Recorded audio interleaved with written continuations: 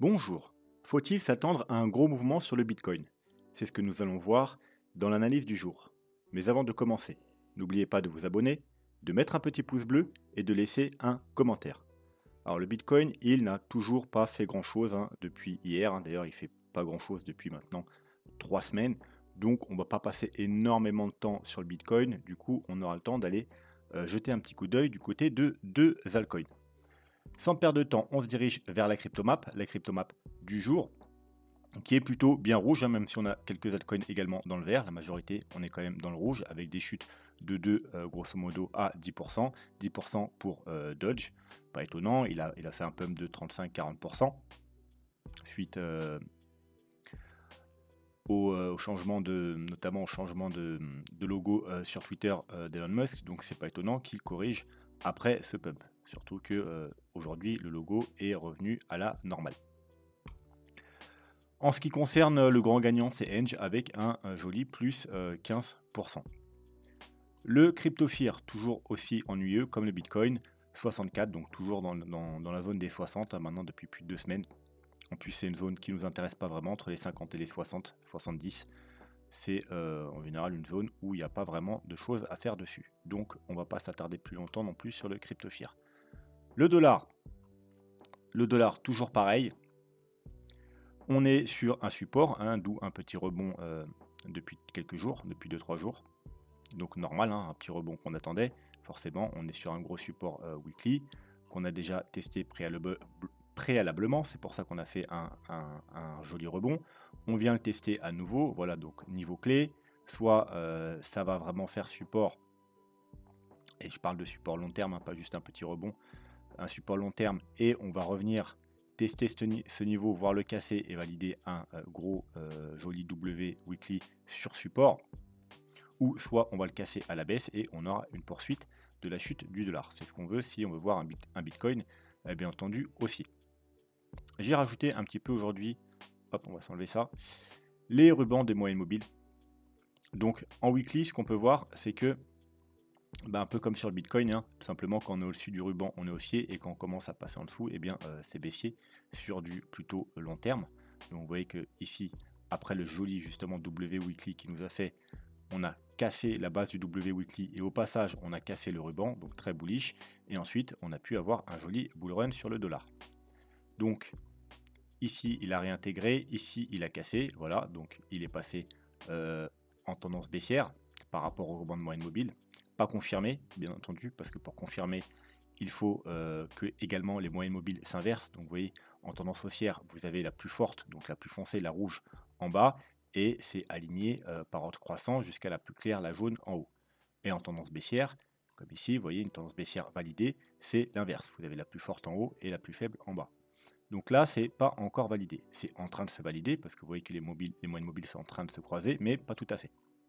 Donc ce qu'on peut voir, c'est que bien entendu on a cassé ce ruban, on est venu faire un pullback ici, on a essayé de s'en extraire, on n'a pas réussi, on est rejeté à la baisse. Donc ça c'est plutôt bon signe. Si on ne repasse pas ce ruban, donc notamment la zone ici, normalement on n'est même pas censé repasser ici, donc les 104. Mais voilà, il ne faut vraiment pas repasser au-dessus de ce niveau-là comme on l'a vu pour valider un W. Et qu'au contraire, le rebond, si on doit avoir un rebond un peu plus important sur ce gros support, il faudrait qu'on vienne échouer justement sur le ruban et qu'on reparte à la baisse. Voilà. Et qu'au passage, du coup, on aurait une validation de la tendance baissière, donc un croisement des moyennes mobiles pour qu'elles s'alignent en tendance baissière. Et là, du coup, on pourrait avoir une jolie tendance baissière beaucoup plus importante et beaucoup plus longue, ce qui conduirait tout simplement à le nouveau bull run sur le Bitcoin. Donc, bien entendu, le bull run sur le Bitcoin, il est déjà très probablement commencé. Donc, c'est ce scénario-là que je privilégie. Mais voilà, pour l'instant, il n'y a pas encore eu les validations. C'est comme sur le Bitcoin, il n'y a pas eu de la validation pour casser la structure qui est aux alentours des 28-33 000 dollars pour un gros retournement aussi confirmé. Voilà, donc niveau clé, il faudrait éviter de repasser au-dessus des 104 si on devait avoir un rebond, et au contraire, il faudrait casser ici et avoir un réalignement des moyennes mobiles pour valider une tendance baissière long terme. Le Bitcoin, donc toujours dans son range, On y est maintenant depuis le 17 mars. Donc pendant une semaine, on a fait un gros range et maintenant on traîne depuis un peu plus d'une semaine, eh bien plutôt dans le haut de ce range, hein. Donc on a créé en quelque sorte un nouveau range. Vous voyez, entre la borne rouge là et la borne verte ici. On a également, ça forme également un petit canal légèrement ascendant, comme ceci, et on peut voir que à l'inverse, sur le RSI, on a un canal descendant. Donc comme vous voyez, c'est ce qu'on veut voir dans une correction, on veut voir un RSI qui diminue. Comme je vous ai déjà expliqué plusieurs fois, une correction, ça ne prend pas forcément obligatoirement cette forme. Ça veut dire on n'est pas forcément obligé de corriger vers le bas. Une correction peut se faire à l'horizontale et même à la hausse. Voilà. Ce qu'on veut voir par contre, c'est que les indicateurs, notamment comme le RSI, eux, ils dégonflent pour pouvoir repartir ensuite. Vous voyez, ici, on a une correction, donc plus traditionnelle, ça veut dire une baisse, ensuite on remonte et on rebaisse avec une belle divergence qui nous a fait un RSI qui est passé de la zone de survente en zone de en zone de la zone de surachat en zone de survente. Donc ça a permis de dégonfler le RSI totalement. On est passé d'un extrême à l'autre. Très bon niveau d'achat en tendance haussière. On l'avait vu en vidéo le jour même, hein. Quand il est venu ici, on avait vu que c'était un très bon niveau d'achat parce que ça n'arrivait pas extrêmement souvent. Et surtout dans les tendances haussières. Alors ça peut marcher aussi dans les tendances baissières, hein. Vous prenez les niveaux de survente dans les tendances baissières, ça emmène en général un rebond, mais en général dans les tendances baissières, malheureusement, c'est juste un rebond. Donc c'est très bien pour les traders, mais pas pour ceux qui veulent acheter pour du long terme. Vous voyez qu'à chaque fois qu'on est sur la zone de survente, même en tendance baissière, on a quand même des très jolis rebonds. Donc c'est quand même quelque chose qu'on peut jouer, surtout quand on est trader. Par contre, en tendance haussière, c'est tout simplement des niveaux d'achat extrêmement intéressants pour, bien entendu, surfer toute la vague haussière. Donc, ce qu'on veut dans une correction, c'est que le RSI diminue. Et voilà, et c'est exactement ce qu'il fait. Vous voyez qu'il est parti d'ici et est dans un tendance baissier. Alors que le Bitcoin, lui, il n'a rien fait. Parce que tout simplement, il corrige pour l'instant à l'horizontale. Donc on n'est pas obligé d'avoir, parce que j'ai entendu beaucoup ces derniers jours des personnes qui disaient que on est obligé de corriger ce mouvement-là. On a eu un gros mouvement aussi, on est obligé de le corriger. Mais par correction, eux, ils parlaient vraiment d'une correction plus traditionnelle, donc rebaisser. Non, on n'est pas obligé du tout une correction. Alors je vais vous montrer un exemple, comme ça va être plus parlant pour vous. Voilà, ici. Vous voyez, après le choc du Covid, on a une hausse de, on est passé de 3800 à 10 000 $. Donc ça fait une hausse de 165%. Donc vous voyez que une très grosse hausse, hein, loin de ce petit mouvement qui lui, il a dû faire quoi, 50%, quelque chose comme ça. Même pas. Voilà, 48%. Donc vous voyez que là, on a un up triple, 3 fois supérieur à celui-là. Et est-ce qu'on l'a corrigé? Bah oui et non. On l'a corrigé, mais pas de la façon traditionnelle. Vous voyez qu'arrivé aux 10 000 $, il a fait quoi? Pendant plusieurs mois, il a corrigé, mais à l'horizontale. On n'est pas venu corriger ici et rechercher les 5 000 $, les 4 000 $, les 6 000 $. On a tout simplement corrigé, mais à l'horizontale, dans un range. Vous voyez d'ailleurs, c'est à peu près la même chose qui se passe maintenant. Au début, on avait un grand range, et ensuite, il a fait un range dans la partie haute du range. À peu près ce qui se passe ici, sauf que c'est un peu plus rapide en ce moment. Donc on n'aura probablement pas un truc qui va durer aussi longtemps. Et ensuite, on est remonté. Voilà. Le RSI, lui, pendant ce temps-là, il a fait quoi? Eh bien, vous voyez qu'il a descendu. Vous voyez, on est exactement à peu près dans le même cas de figure pour l'instant. Donc il a bien dégonflé. Ensuite, à la fin de ce range, on a eu une petite hausse. Enfin, petite hausse, on est passé de 9 000 à 12 000 $ quand même. C'est quand même une hausse importante, mais ça reste une petite hausse si on dézoome par rapport à ce qui va suivre. Et ensuite, une correction. Vous voyez que la correction, elle ne nous a pas emmené très bas, vu que, grosso modo, on pourrait même dire que là, on est dans une grosse correction horizontale, que tout ça, c'est vraiment une correction horizontale. Vous voyez, en 1, 2, 3, et pourtant, on a fait 1, 2, 3. Donc, vous voyez que c'est une sorte de grosse flat, hein, c'est-à-dire on est venu faire des plus hauts, et toujours dans la correction, et qu'au final, on est passé d'un RSI qui était en surachat, ici, donc à 9 000 $, on était en surachat. Au final, on était en survente, donc niveau parfait pour acheter, donc grosse correction, on est passé d'un extrême à l'autre, et pourtant au final, on était à 9 000 $. Vous voyez, donc il est passé de 9 000 $ à 9 000 $, donc grosso modo, il n'a pas corrigé en termes de correction classique sur le prix, mais il a corrigé en termes de temps. et ça a permis au RSI de passer de 82 à 31, donc de passer d'un extrême à l'autre. Voilà, c'est une correction. Et pourtant, on n'est pas revenu faire de plus bas. Au contraire, la correction s'est plutôt fait dans une sorte de canal ascendant. Vous voyez, on a corrigé à l'horizontale, même légèrement à la hausse. Mais ça a permis au RSI de dégonfler, de passer de la zone de surachat à la zone de survente. Donc non, on n'est pas obligé, pour corriger ce mouvement, de corriger par le prix. On peut juste corriger par le temps. Vous voyez que c'est à peu près sur une échelle un peu plus petite de temps. Pour l'instant, il se passe exactement la même chose qui s'est passé là. C'est-à-dire que on corrige à l'horizontale, même légèrement à la hausse, et le RSI corrige bien. Donc voilà, donc on pourrait, si on devait reproduire exactement ce cas de figure, hein, on pourrait avoir une petite hausse, par exemple 33 000 $. Ensuite, une petite correction, alors peut-être pour aller rechercher ici. Donc théoriquement, voilà, si on devait faire exactement la même chose, on reviendrait chercher ici les 28 000 $. Le RSI nous fera une petite hausse. Ensuite, voilà, une autre correction et on reviendrait pas forcément en zone de survente, mais voilà, on aurait vraiment un RSI dégonflé qui pourrait ensuite repartir pour une nouvelle vague haussière.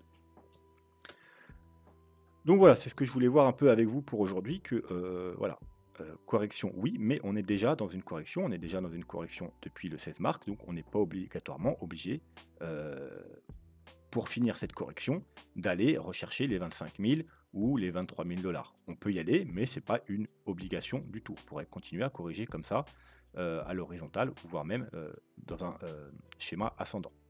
L'important, c'est que le RSI et d'autres indicateurs du même type, eux, dégonflent bien, pour ensuite avoir la force pour une nouvelle vague haussière. Alors là, on est sur le Bitcoin en weekly. Voilà. Aujourd'hui, j'étais dans le mode de ruban de moyenne mobile, hein, vu qu'on les a vus sur le dollar. On va également les voir sur le Bitcoin.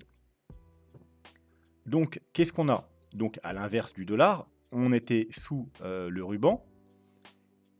On a pénétré le ruban le 9 janvier. On est venu chercher le haut du ruban. Correction, on est venu chercher le bas du ruban avec une petite mèche. Vous voyez qu'on a réintégré ici. C'était un très bon niveau pour faire des achats, si vous ne l'avez pas fait tout en bas, comme nous. Là, ici, c'était une belle confirmation, un fake out, avec un petit stop sous ces niveaux, ici. De là, on est revenu parti, on est retourné chercher, excusez-moi, le haut du ruban, on l'a cassé, voilà. Et maintenant, on est au-dessus du ruban. Donc, techniquement, c'est très bullish.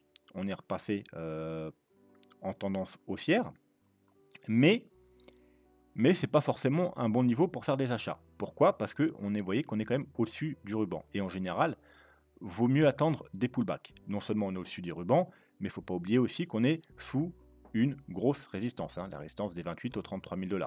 C'est la base de l'ancienne structure. Voilà. Là, on était dans une fin de structure haussière. On a créé une base. Là, on est en dessous. Voilà. Donc, il faudrait repasser au-dessus pour vraiment confirmer le changement de tendance et la reprise de cette structure qui a fini à la baisse. Donc, techniquement, très mauvais niveau d'achat. Voilà. Donc, quand je parle d'un pullback, parce que en général, quasiment tout le temps, dans un bull run, on a des pullbacks sur ce fameux ruban de moyenne mobile. Alors, on va reprendre ici. Hop, on est bien au-dessus du ruban. Alors, vraiment bien au-dessus. Donc, c'est pas un bon niveau d'achat. On attend un pullback. Vous voyez, ici, ici. Là, on est bien au-dessus. C'est pas un bon niveau d'achat. On attend un pullback. Au-dessus, on attend un pullback. Vous voyez? Alors, effectivement, on pourrait être à l'heure actuelle ici, par exemple, et monter et pas avoir de pullback.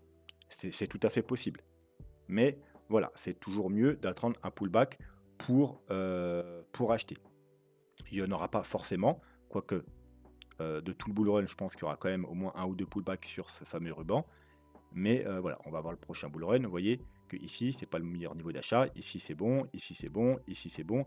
On évite d'acheter ici et on préfère acheter ici ou ici. Vous voyez, en général, il y a quand même de nombreux pullbacks pendant un bull run sur ce ruban. On prend le bull run suivant. Vous voyez, on évite d'acheter ici des tops sous une résistance. On achète sur le pullback. On n'achète pas là, on achète sur le pullback, on n'achète pas là, on achète sur le pullback, bon, etc., etc. On évite d'acheter des tops, on achète plutôt sur des pullbacks. Vous voyez que là, il y a eu au moins une dizaine de pullbacks pendant tout le bull run. Le dernier Bull Run, quant à lui, il a été plutôt radin. Il a été plutôt radin. Vous voyez qu'ici, on a eu un pullback. Donc voilà, donc pareil, hein, on n'achète pas ici sous une grosse résistance des 10 000 $. On achète sur le pullback. On n'achète pas ici sur une grosse résistance. On achète sur le pullback. Mais ensuite, à partir de là, il nous a donné 2 pullbacks. Mais après, on n'a plus eu de pullback. Vous voyez, donc là, si vous attendez un pullback, malheureusement, vous avez pas eu de pullback. Mais voilà, on n'achète pas là, on achète. On a eu un dernier pullback, quand même. Donc voilà, donc vous avez eu quand même, si vous achetez que les pullbacks, vous avez acheté une opportunité ici, ici, et puis une dernière ici, pour faire encore un x2. Ou même ici, remarque, on a eu encore une dernière opportunité ici. Donc il y a quand même eu un certain nombre de pullbacks. Et vous voyez qu'ici, on a fait une mèche en dessous. Donc encore une fois, quand il y a fake out, c'est très bon niveau d'entrée. Dernier fake out ici, avec une clôture de bougie, mais pas confirmée. Hein, comme je vous dis à chaque fois, il faut attendre la clôture d'après pour confirmer la cassure. Au contraire, réintégration. Donc pareil, bon niveau d'achat. Par contre, ici, quand on a commencé à clôturer et confirmer, vous voyez que là, on a clôturé et confirmé, et bien ensuite, voilà, ça s'est inversé. Le ruban a joué forcément résistance et on a descendu. Donc voilà, on attend un pullback. Donc là, s'il devait y avoir un pullback maintenant, ce serait sur les 25 600 $. Alors attention, le pullback, il peut être plus profond, il peut aller jusqu'au bas du ruban. Il peut même faire une mèche très rapide en dessous le ruban, excusez-moi. Par contre, pas de clôture. Si on commence à avoir des clôtures confirmées, là, c'est plutôt très mauvais signe. En tout cas, ça s'est jamais passé sur le Bitcoin, une clôture confirmée dans un bull run. Donc c'est pour ça qu'il faut être très prudent. Et ce serait mauvais signe. Quoi qu'il en soit, un pullback sur les, du coup, soit le haut du ruban, les 25 600, soit le bas du ruban, 23 000, allez, on va arrondir aux 23 000 $. Voilà, des très bons niveaux d'achat. Si jamais on devait passer en dessous, on attend. On attend que ça se confirme. Donc dans ce cas-là, on fait rien parce qu'à la rigueur, on prend un short. Ou que ce soit un fake out qu'on réintègre. Et encore une fois, très bon niveau d'achat avec un stop sous le plus bas qu'on aura fait. Voilà, quoi qu'il en soit, le plus prudent maintenant, c'est d'attendre un pullback. Alors effectivement, vous pourrez jouer aussi peut-être la cassure, bien entendu, de ce niveau. D'ailleurs, si vous voulez jouer en weekly, vous voyez qu'on a un niveau qui se situe ici en weekly, à 28 200 $. On n'a jamais clôturé au-dessus des 28 200 $ depuis qu'on est dans ce range. Et vous voyez que pour l'instant, on ne fait rien en weekly. Ça fait 3 semaines qu'on ne fait absolument rien. Si on devait avoir une semaine qui clôture au-dessus des 28 200 $, ça pourrait être validation de la cassure du range par là-haut. Et pareil, si on clôture sous les, on va dire, 27 900 $, on pourrait également avoir une confirmation qu'on va aller un peu plus bas. Quoi qu'il en soit, vous pouvez jouer la cassure du range, mais vous savez qu'il y a la grosse résistance juste au-dessus des 30-33 000 $, et qu'on sera encore plus éloigné du ruban, donc il faudra s'attendre par la suite à revenir tester ici. Et là, dans ce cas-là, on sera peut-être justement dans ce scénario qu'on a connu ici, que je vous ai montré sur l'autre graphique. Alors, voilà, ici. Donc, ici, on avait le premier range. Alors, quoique là, on est quand même venu retester le ruban. Mais bref, on a une petite poussée, mais pas une poussée énorme. Et ensuite, on est revenu finalement quand même tester le nuage. Donc, si on devait voir une extraction par le haut, on pourrait aller seulement rechercher, oui, justement, 33 000 $, hein, qui est une zone importante. C'est également une zone Fibo, rappelez-vous. Les grands rectangles verts, c'est les zones 0,382, 0,236 de Fibo, 2 à chaque fois la dernière hausse. En général, c'est ce qui fait bottom. Ce coup-ci, on était un peu en dessous. Là, on a réintégré. Donc voilà, niveau très important, 33 000 $. Si on cassait par le range, on pourrait aller seulement en 33 000 $. Et ensuite, revenir tester le ruban. Donc revenir même sous les niveaux actuels ici. Donc voilà pourquoi ici, c'est pas forcément le meilleur niveau d'achat possible. Même si, comme je vous le dis, c'est possible de jouer la cassure du range à la hausse. Voilà, mais c'est plutôt quelque chose, je dirais, qui doit se gérer avec des stops, etc. Plus du trading, même si c'est un trading moyen terme, que de l'investissement. En investissement, vaut mieux attendre soit la cassure des 33 000 $, soit une correction, et si possible, sur ce fameux ruban de moyenne mobile. Bref, assez parlé du Bitcoin, on va passer aux altcoins, et on va commencer par SushiSwap. Donc SushiSwap, personnellement, je ne connais pas tant que ça, tout simplement parce que j'utilise pas trop cette plateforme. Donc c'est une des plateformes décentralisées, un peu comme Uniswap ou PancakeSwap. Ces deux dernières que moi j'ai utilisé pas mal. SushiSwap, je crois que j'ai jamais utilisé, mais c'est le même principe. Donc ce qu'on peut voir, c'est que, au lancement, cette crypto, alors elle a été lancée à un prix, oufissime, genre 250 $. Alors voilà, donc forcément elle a chuté directement, elle est partie rechercher aux environs des 50 centimes. De là, elle a trouvé, un bottom et elle a fait une hausse, assez puissante, hein, sans même une correction, à part un petit peu ici, mais là c'est une mèche et donc sur Poloniex, vu qu'il y a très peu de liquidités, faut pas compter les mèches, hein, vous les retrouverez pas, hein. Vous voyez par exemple cette mèche, bien dégueulasse, vous allez sur Binance par exemple, elle n'existe pas, hein. Donc ce genre de graphique, faut pas tenir compte des mèches. Donc on a une hausse, on est venu chercher quoi? Bah, tout simplement les 0,68, hein, le bas de la zone des rechargements de short.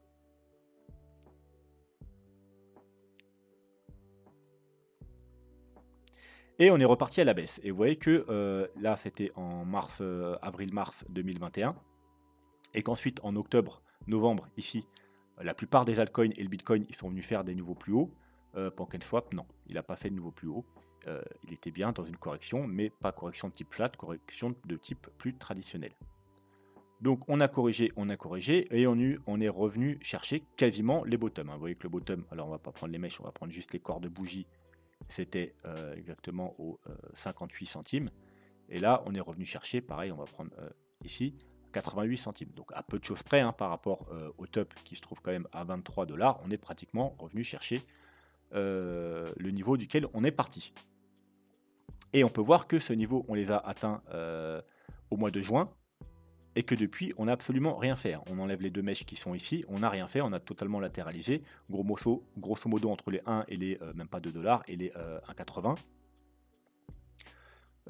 c'est devenu un stablecoin. Voilà. Donc, je connais pas exactement le fonctionnement de la plateforme, mais si c'est un peu comme les autres plateformes, grosso modo, le token, du coup, il vous sert dans cette plateforme pour faire des échanges ou autres.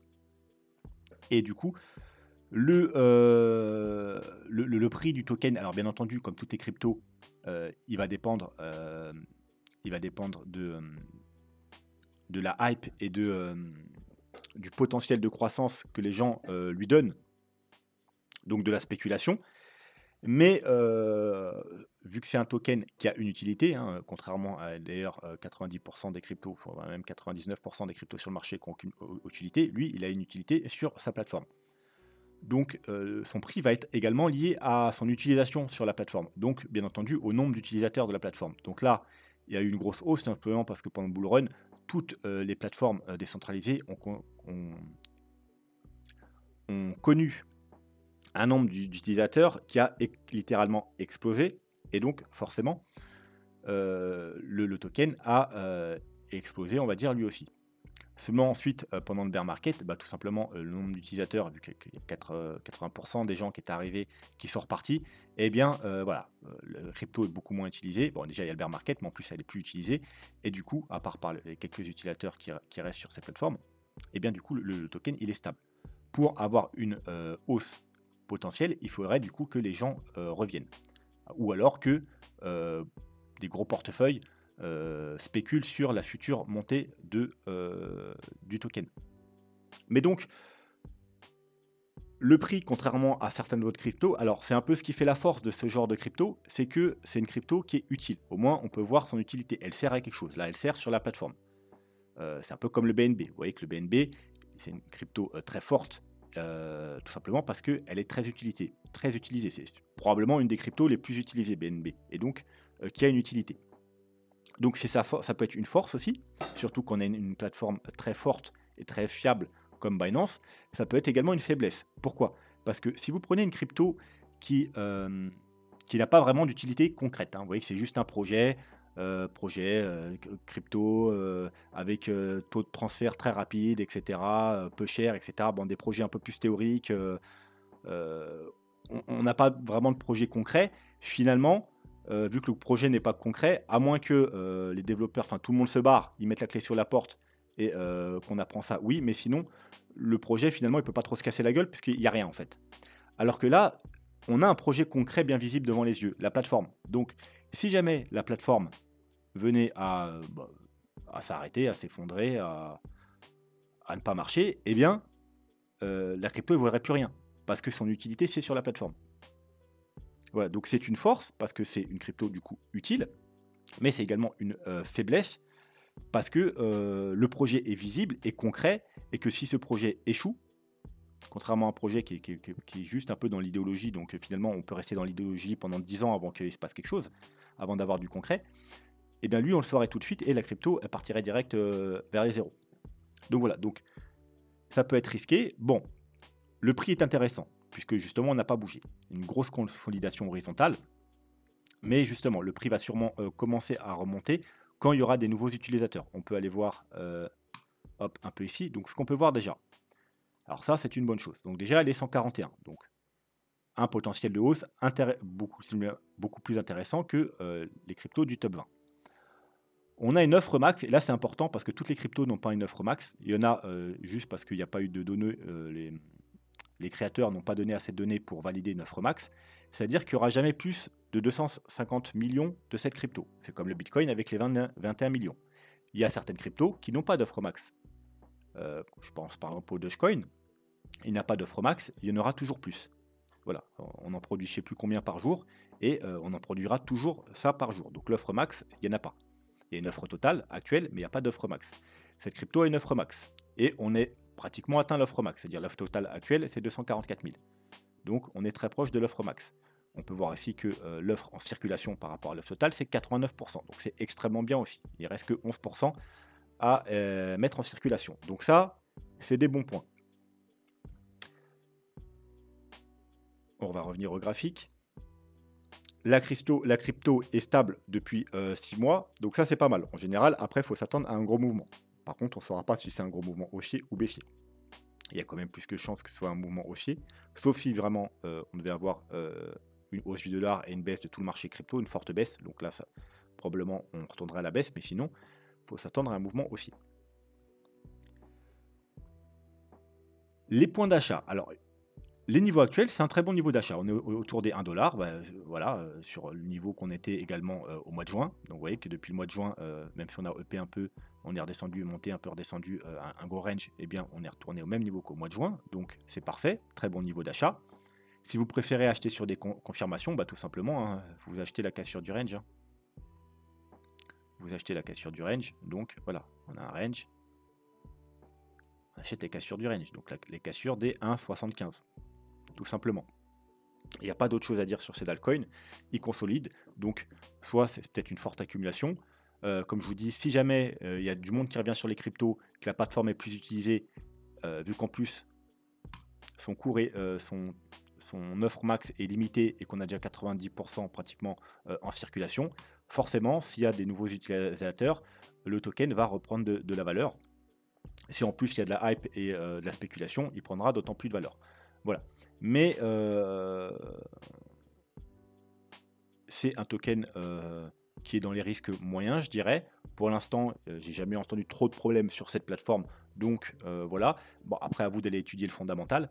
Mais disons que si la plateforme tient et que quand les utilisateurs reviennent, eh bien, ils se tournent entre autres vers cette plateforme. Bien entendu, si elle prend une part de marché intéressante, il y aura forcément une nouvelle hausse de ce token et on pourrait aller peut-être même faire des nouveaux plus hauts, ce qui n'est pas le cas de tous les altcoins.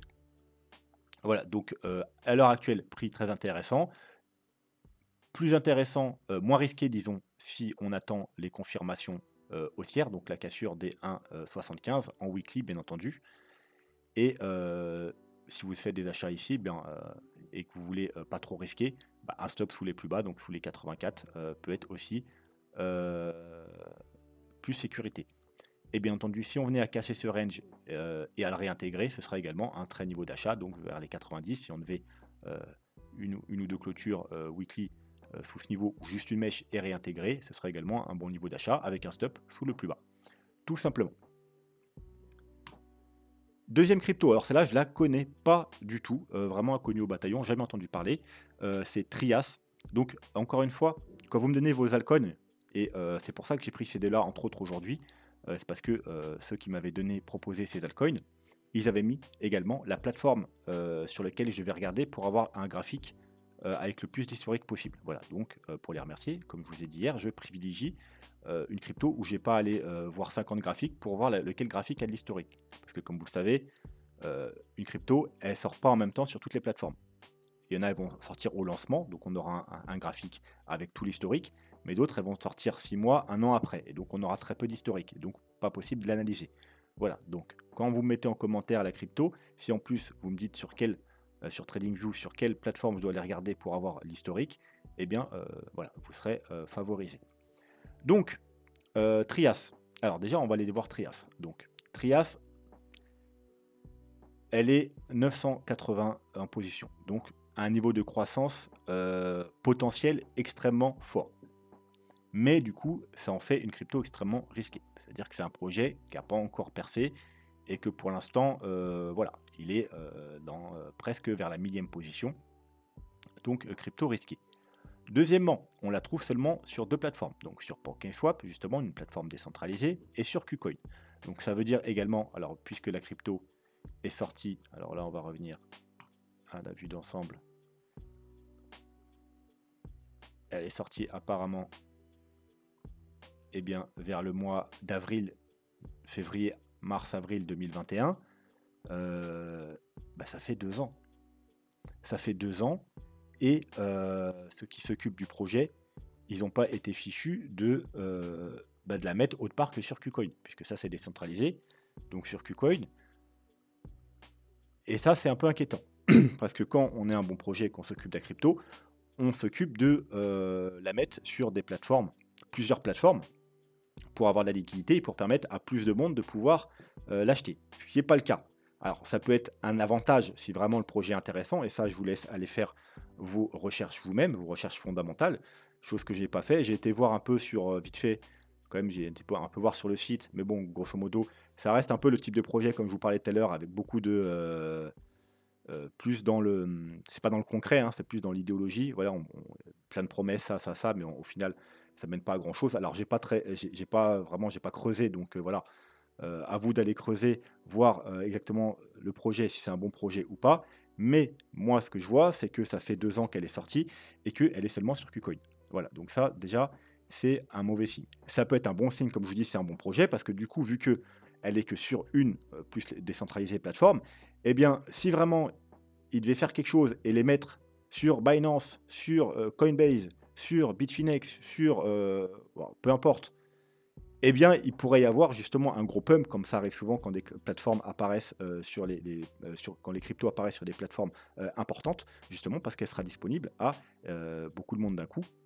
Et en général, quand un nouveau projet arrive sur plein de plateformes, ça crée de la hype. Mais voilà, pour l'instant, c'est pas fait, et je pense que s'il devait le faire, il l'aurait déjà fait depuis un certain temps. Donc ça, c'est ce qui m'inquiète un peu. Donc gros potentiel puisqu'on est très loin, et qu'en plus elle est sur une seule plateforme, à part les décentralisés. Donc potentiel de hausse et de croissance extrême, mais également extrêmement risqué, parce qu'elle est très loin en market cap, et justement, elle est que sur une plateforme. Ce qui m'inquiète aussi, c'est que offre totale 10 millions. 10 millions, ouais, c'est ça, 10 millions. Offre max, on n'en a pas, donc soit il n'y a pas de données, soit il n'y a pas d'offre max. Je ne connais pas la tokenomique de cette crypto, donc je ne peux pas vous en dire plus. Et pour l'instant, 1,6 million en circulation, c'est-à-dire seulement 16%. Voilà, donc ça, c'est un peu moins bien, mais vu qu'elle est 980 au classement, du coup, c'est pas trop pénalisant. D'avoir une crypto dans le top 50 qui a 16% en circulation, c'est inquiétant, ça limite son taux de croissance. Mais elle, vu qu'elle a un taux de croissance, je ne vais pas dire illimité, mais voilà, ne serait-ce que pour rejoindre le top 100, elle pourrait, je sais pas, j'ai pas calculé, mais probablement faire un 1 x 100. Voilà, ça pose pas trop de problème pour une crypto qui est seulement dans les 1000 premières positions. Donc revenons au graphique. Donc le graphique, on a quoi? On a pareil un lancement un peu comme sur un pancake, voilà, qui a direct entraîné une grosse chute. On est parti chercher les 64 centimes. On est monté jusqu'aux 30 $. On est venu corriger. On est remonté aux 26 $. Et rechuté. Donc vous voyez, en fait, ça ressemble beaucoup au... alors le graphique, il a l'air différent, mais finalement, ça ressemble beaucoup. Hein, parce qu'on avait une chute au lancement, on est monté assez haut, justement au-dessus des 20 $. Une correction, on n'a pas fait de plus haut, donc une correction classique. Hein, et on a fait à peu près la même chose. Hein. On est monté, une correction. Alors, c'est peut-être aussi parce que le graphique là, il doit pas être en log. Si, alors je sais pas, c'est... Hop. Bref, donc une correction, on est descendu. Alors là, on a eu une chute très puissante. C'est ça qui m'inquiète aussi, vous voyez? Quand ça manque de plateforme, manque de liquidité, il peut y avoir des corrections, voilà, qui mènent à des crashs, des crashs. C'est parce que c'est une crypto risquée. Donc vous voyez qu'on a pratiquement, ici avant de remonter, corrigé, l'entièreté, donc tous ceux qui ont acheté dans la montée ici, ils se sont fait, rincer, bien comme il faut. Donc ensuite on est remonté, on est parti chercher quoi? Bah, tout simplement la zone de rechargement de short et on a rechuté. Donc vous voyez, heu, ici c'était avril 2021. Donc quand je vous dis qu'il y a énormément d'altcoins qui sont dans cette configuration, sauf que, bon, lui il a corrigé vraiment, à outrance, mais on peut bien voir que le top du bull marché, c'était en avril 2021 et que, soit les cryptos ont fait comme Bitcoin, donc on fait une flat, on est venu faire des nouveaux plus hauts, ou soit on a fait une correction plus classique, une A, une B, une C tout simplement. Voilà. Donc ensuite, eh bien, c'est un peu comme sur Pancake, hein. Vous voyez, on est venu chercher, les 80 centimes comme sur Pancake, et grosso modo, on tourne autour des 1 $. Alors là, on a quand même eu une hausse un peu plus importante. Si vous voulez, lui, on a déjà eu la cassure du, range. On va peut-être s'enlever les logs pour, plus pratique. Ah voilà. On a déjà eu la cassure du range, hein, range qui était à peu près dans les 1,80 à, 80 centimes, comme sur Pancake, sauf que lui, on a déjà cassé le range. En plus, il nous avait fait une très belle épaule, tête, épaule inversée. Donc ici, très bon niveau d'achat sur l'épaule droite. À la cassure, ici, bien entendu, très bon niveau d'achat. Sur le pullback également. Maintenant, on est sur les résistances. Donc, c'est surtout déjà pas un moment d'acheter. Et depuis le bottom, excusez-moi, on a déjà fait quand même un plus que x3. Donc, pour de l'investisseur long terme, c'est relativement moins intéressant que d'avoir acheté sur ces niveaux, parce qu'on a déjà fait un x3. Bien entendu, si on devait refaire, au moins aller rechercher le dernier plus haut, on a encore un x10 devant nous, parce qu'on est environ à 3 $, le plus haut c'est vers les 30 $. Mais le projet, comme je vous ai dit, à moins que ce soit un bon projet, pour l'instant c'est pas ce qu'il prouve par rapport à son graphique et par rapport à ce qu'on peut trouver sur CoinMarketCap, eh bien, heu, on n'ira potentiellement pas faire de nouveaux plus hauts. Donc je dirais que pour, du coup, pour de l'investissement long terme, on n'est plus dans des prix intéressants parce qu'on ne peut pas viser plus haut. À moins que vous avez fait des recherches fondamentales approfondies et que vous êtes sûr que c'est un bon projet et qu'il va exploser, enfin qu'il va y avoir quelque chose qui va se passer, que le projet va proposer quelque chose, qu'il va arriver à ses fins, qu'il y a des personnes qui travaillent dessus activement, et cetera, faut pas vous attendre à potentiellement, forcément aller faire des nouveaux plus hauts. Alors il pourrait y avoir, hein, même sans le projet, une hype, vu qu'en plus il est pas très liquide, ça peut quand même exploser. Mais voilà, c'est pas du tout certain. Donc pour l'investissement long terme, on n'est plus forcément du coup dans les zones d'achat intéressantes parce qu'on va dire que au plus haut, il faudrait viser, déjà aller tester le sommet. Par contre, pour du trading ou de l'investissement, on va dire, très court terme, eh bien, effectivement, là, on pourrait acheter, bah, donc pas maintenant parce qu'on est sous résistance, mais à la cassure de ce niveau. Parce que non seulement vous voyez que c'est un niveau qui a fait support, support, résistance, résistance, résistance, et là également résistance, donc niveau important, mais c'est également les 0,382. Donc vous savez qu'en général, quand on a une correction, quand on recasse les 0,382, c'est plutôt bon signe. Et la plupart du temps, on va rechercher la zone de rechargement de short. Donc pour des traders, ça, c'est très bien. À la cassure des 0,382, pour viser ici. Voilà. On ne vise pas to the moon à aller chercher les 50 ou 100 $. C'est voilà, c'est pour ça. Pour ça que je vous dis, là, on est plus maintenant dans des niveaux de trading. Ici, investissement. Ici, investissement. DCA, tout ça, investissement. Mais maintenant, ici, pour l'investissement, si vous avez fait vos recherches fondamentales et que vous savez que le projet, il est fiable, etc., pourquoi pas? On peut également investir à la cassure de ce niveau.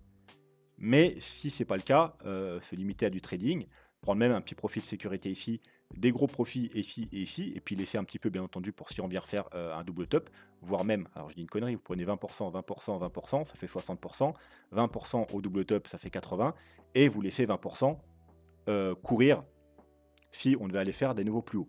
Mais voilà, je dirais que ces niveaux, ça serait plus adapté maintenant à des traders avec des trades profits comme je vous ai dit, que pour un investisseur long terme, sauf si vraiment vous croyez très fortement à ce projet et que vous êtes persuadé qu'on irait faire des nouveaux plus hauts. Donc là, effectivement, on est dans des prix très intéressants parce que ne serait-ce que pour aller au double top, c'est x10 et si on devait aller faire des nouveaux plus hauts, donc 50 ou 100 $, voilà, ça vous fait un fois 20 ou quelque chose comme ça. Voilà, c'est tout ce qu'on va et puis attention, petite divergence, sur le RSI, hein, heu, ici. Alors pas validé, bien entendu. La divergence, pour la valider, il faudra, casser ce niveau. Donc ça veut dire qu'il faudra rechuter, probablement casser ce niveau et casser ce niveau. On, validerait une divergence, weekly parce que si on continue à monter et que là on remonte, eh bien ça annulerait la divergence. Parce que là on a une divergence parce qu'on a un plus bas et un plus haut, ouais, enfin un plus haut plutôt et un plus bas. Mais si on devait là casser et continuer à monter, bah, la divergence serait probablement annulée. Donc pour l'instant, elle est que potentielle. Il faudrait vraiment chuter, bah, voilà, il faudrait vraiment que ce niveau joue résistance et qu'on, recasse ce niveau-là pour, valider la divergence baissière et là, ce serait plutôt mauvais signe. Il faudrait s'attendre à continuer, heu, à rechuter un peu plus bas, à casser de ces niveaux et aller retrouver, probablement du support sur la zone d'achat potentielle qui se trouvera être celle-là. La zone d'achat, potentielle sur les altcoins à forte volatilité. Donc non pas les 0,5, 0,618 mais les 0,618 et 0,786. Voilà, mais ce serait plutôt mauvais signe parce que si on a fait une belle retournement de marché, une belle structure de retournement de bottom en épaule tête épaule inversée, on n'est pas censé, revenir sous, l'épaule et ce qui serait le cas. Vous voyez? On pourrait revenir, on peut faire un pullback comme on a fait là, on peut même faire une petite excursion, rapide en dessous, une petite mèche, mais on n'est pas censé revenir, jusqu'à l'épaule. Voilà, donc ce serait plutôt mauvais signe. Ce serait un niveau d'achat, mais extrêmement risqué. Voilà, je pense que ce sera tout pour aujourd'hui. N'hésitez pas en commentaire à me laisser vos cryptos que vous voulez que j'analyse et comme je vous ai dit, vous serez, pris en priorité si en plus vous me donnez l'échangeur sur lequel il y a le plus d'historique. Sinon, bien entendu, à vous abonner si ce n'est pas déjà fait, à mettre un petit pouce bleu pour me soutenir, un commentaire et puis voilà. Moi, je vais vous souhaiter un bon week-end et je vous dis à lundi. Tchuss.